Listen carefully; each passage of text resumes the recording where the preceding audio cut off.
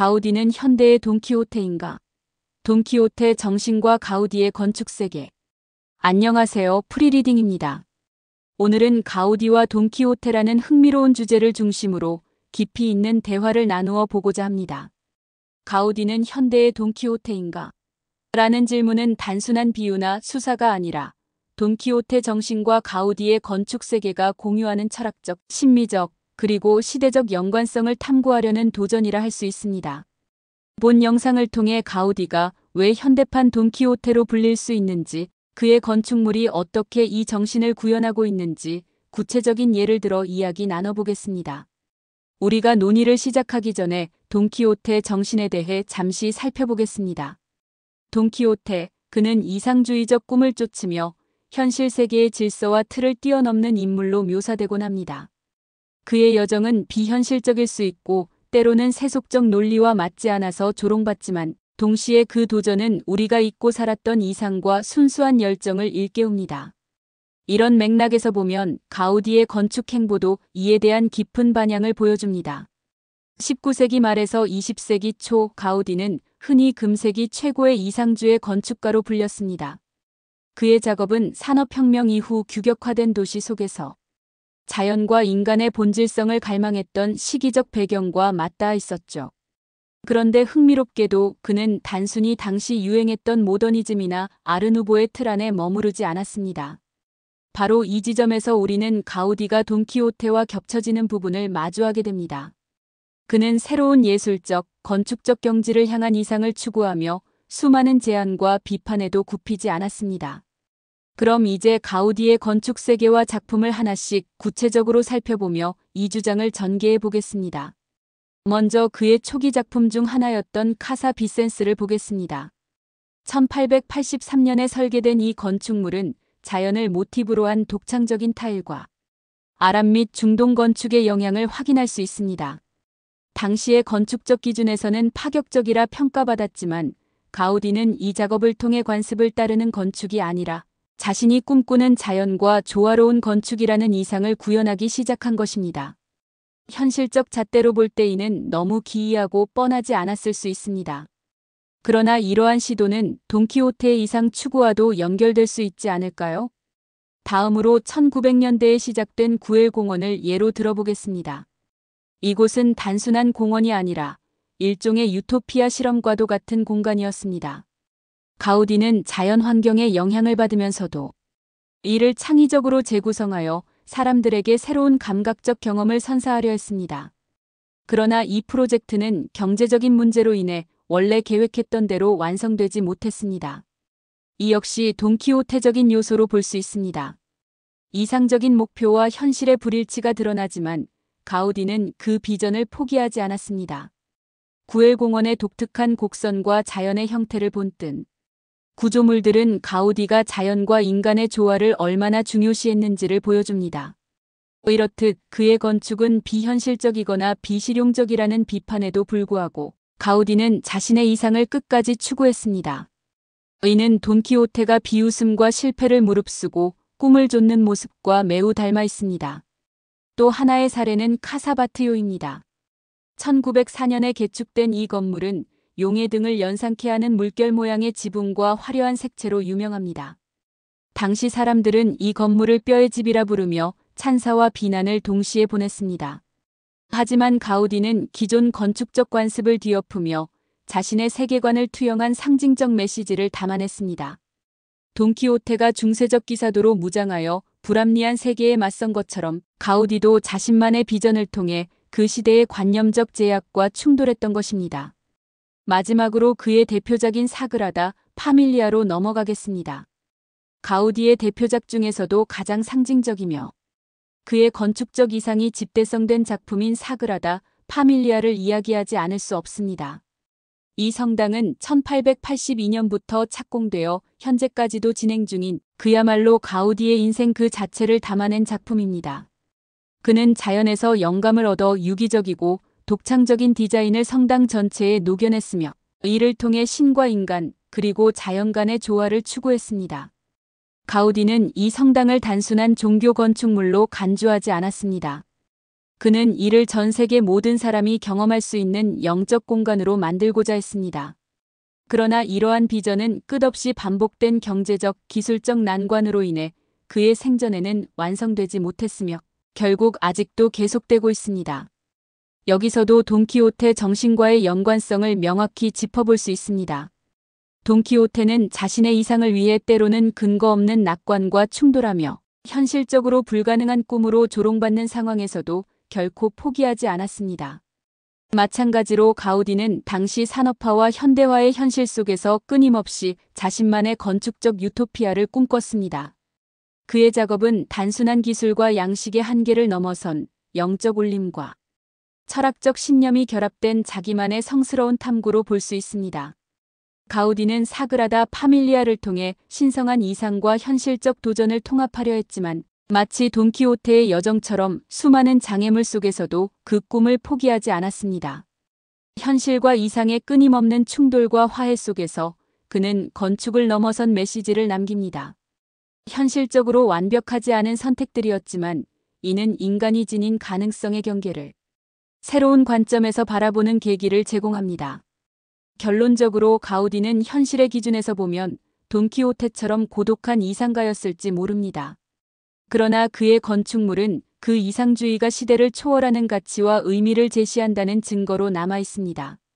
가우디는 현대판 돈키호테로 불릴 만한 인물이며 그의 건축은 인간이 꿈꾸는 유토피아와 현실의 극복 가능성을 묵직하게 제시하는 한 편의 시와 같다고 할 수 있습니다. 그의 작업은 단순히 아름다운 건축물로 머무는 것이 아니라 우리에게 이상과 현실 사이의 균형, 비전을 향한 끝없는 도전, 그리고 우리 내부의 순수한 열정을 다시금 상기시키는 역할을 합니다. 이상을 추구하다 실패한다 해도 그 과정에서 우리의 삶과 세계관을 새롭게 확장할 수 있다는 메시지가 담겨 있습니다. 가우디의 유산은 결국 인간 본연의 가능성, 그리고 한계를 뛰어넘는 상상력의 힘을 우리에게 보여줍니다. 가우디는 현대의 돈키호테인가? 라는 질문은 단순히 문화적 비유의 차원에서 끝나는 것이 아닙니다. 오히려 인간의 이상에 대해 다시금 성찰하고 자기 내면의 돈키호테적 정신을 되새기는 계기가 될 것입니다. 다시 한번 가우디와 그의 작품이 전해주는 메시지의 본질을 되새겨보겠습니다. 가우디는 단순히 예술적 천재성을 통해 독창적인 건축물을 남긴 것이 아니라 그의 시대와 세속적 제약들을 초월하려는 강렬한 열망을 보여준 인물이었습니다. 그는 현실과 타협하지 않으면서도 자신의 이상을 포기하지 않았던 점에서 돈키호테와 같은 인물로 기억됩니다. 우리 또한 그의 건축물 속에서 이상과 열정이 얼마나 중요한지, 그리고 그것이 현실적인 한계를 어떻게 넘을 수 있는가를 다시금 배울 수 있습니다.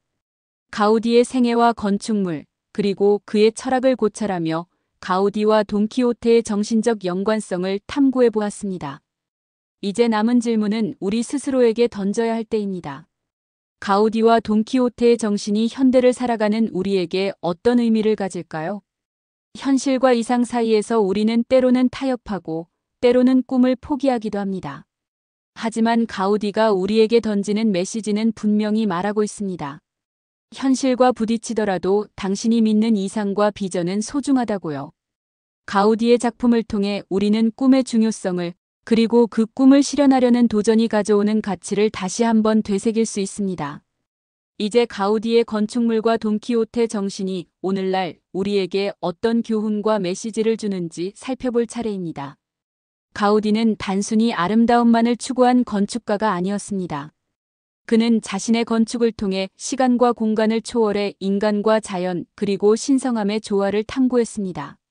이는 돈키호테가 각박한 현실 속에서도 자신의 이상을 놓지 않으려 했던 정신과 맞닿아 있습니다. 현대인들은 빠르게 변화하는 현실 속에서 이상을 지키는 것이 얼마나 어려운지를 체감하며 살아갑니다. 하지만 가우디의 삶과 그의 작품이 주는 메시지는 분명합니다. 즉, 현실에 타협하지 않고 자신만의 이상과 비전을 끝까지 추구하라는 것입니다. 이는 단순히 과거의 로맨틱한 이상주의로 끝나는 것이 아닌 지금 이 순간에도 여전히 유효한 메시지로 작용합니다. 그의 작품 앞에서 우리는 묻습니다. 나는 내가 믿는 이상을 위해 무엇을 하고 있는가? 가우디의 유산은 이러한 질문에 대해 답을 찾는 여정을 우리에게 권유하고 있는 것입니다. 그렇다면 이제 가우디의 건축이 우리에게 남긴 또 다른 교훈으로 시선을 돌려보겠습니다. 그것은 바로 꾸준한 헌신과 인내에 대한 메시지입니다. 사그라다 파밀리아는 현재까지도 완공되지 않은 진행형의 역사를 상징하는 작품입니다. 이는 단순히 건축의 범주를 넘어 인간의 의지와 시간이 만들어내는 조화에 대해 생각하게 만듭니다. 마치 돈키호테가 길을 떠나며 끝없는 도전을 선택했던 것처럼 가우디의 작품도 끊임없이 이어지는 이상을 향한 여정을 보여줍니다. 우리가 그의 작품 앞에 설 때 느끼는 경외감은 단순히 건축적 아름다움에 대한 감상이 아니라 우리가 지닌 믿음의 지속 가능성, 이상을 향한 끈질긴 발걸음에 대한 감탄이 아닐까요? 가우디의 건축은 단순히 물리적 공간을 창조하는 데 그치지 않습니다. 그것은 인간의 무한한 상상력과 이상을 구체화하기 위한 시도이자 그 과정에서 끊임없이 현실과 충돌하며 생성된 아름다움의 결정체입니다.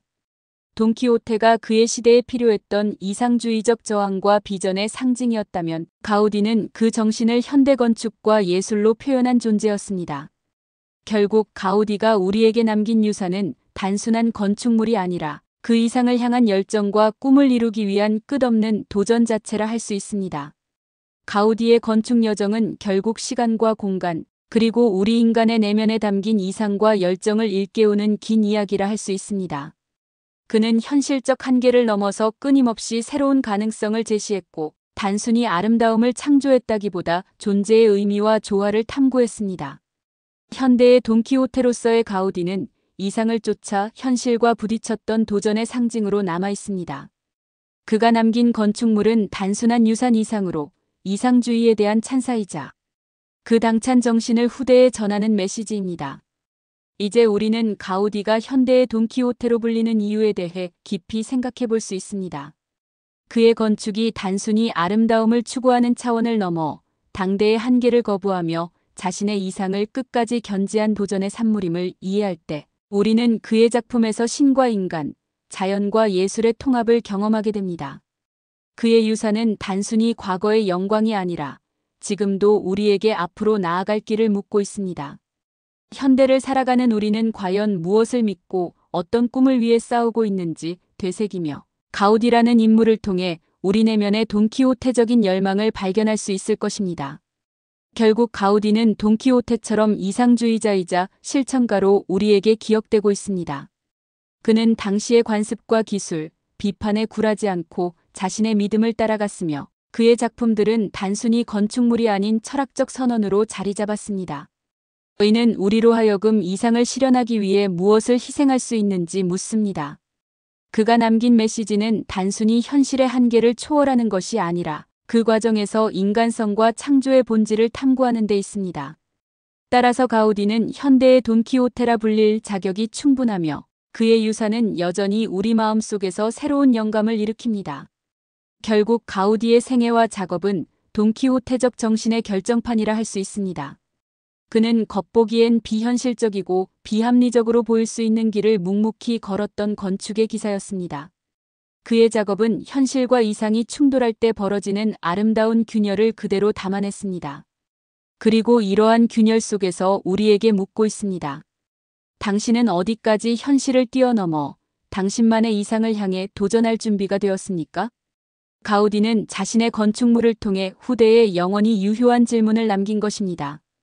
그렇다면 가우디가 남긴 교훈을 지금 우리의 현실에 어떻게 적용할 수 있을까요? 이는 단순히 건축이나 예술에 국한된 문제가 아닙니다. 가우디는 우리에게 이상을 향한 길이 비록 고난과 실패로 가득할지라도 그 도전이 결국 세상을 바꾸는 단초가 될 수 있음을 보여줍니다. 그의 건축물은 과거의 산물이 아니라 이상이 현실로 구현될 수 있음을 증명하는 살아있는 메시지입니다. 우리는 가우디를 통해 현실의 틀 안에서도 새로운 길을 개척할 용기를 배우고 자신만의 돈키호테적 여정을 꿈꾸며 살아갈 수 있습니다. 궁극적으로 가우디는 이상주의적 영혼과 실천적 창조력을 통해 자신의 건축 세계를 이루어냈습니다. 그의 작품은 단순한 건축물이 아니라 세상에 대한 메시지를 담고 있는 무언의 선전포고와도 같습니다.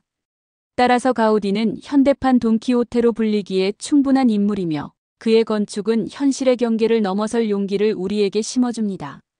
오늘의 논의를 통해 우리는 가우디가 돈키호테적 정신을 몸소 실현한 존재임을 다시 한번 깨달을 수 있었습니다. 이 영상이 흥미로우셨다면 구독과 좋아요를 눌러주세요. 함께 해주셔서 감사합니다.